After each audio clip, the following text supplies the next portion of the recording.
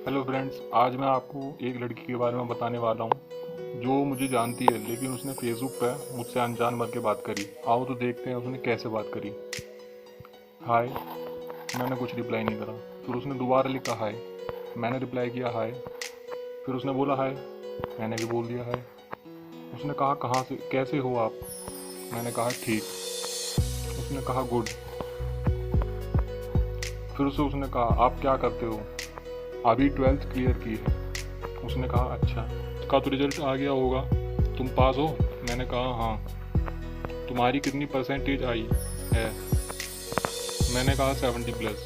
उसने कहा गुड। मैंने कहा by the way who are you, क्योंकि मुझे पता ही नहीं था कि वो कौन है। वो मुझसे अनजान बन के बात कर रही थी। उसने कहा आई एम राधिका शर्मा।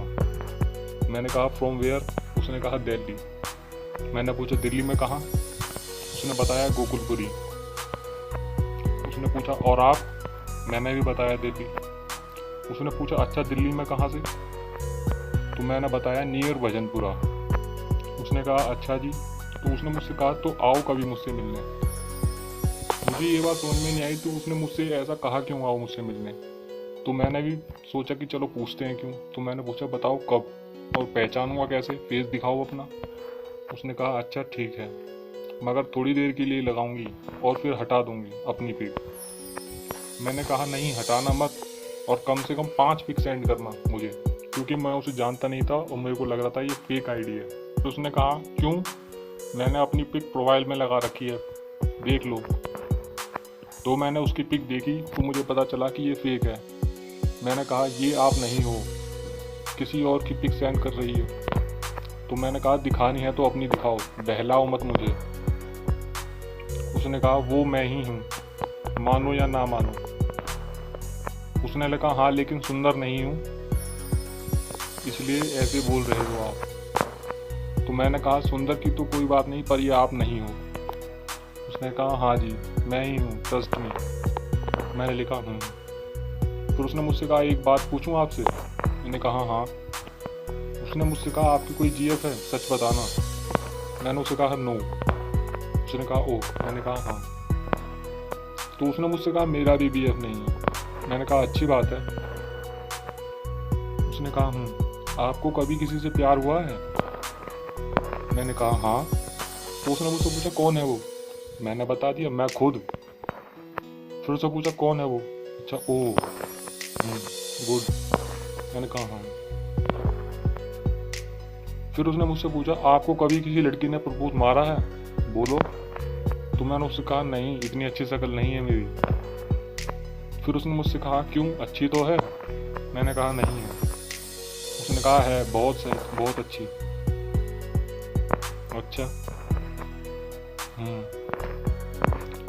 फिर उसने मुझसे कहा कब मिलोगे हमसे आप।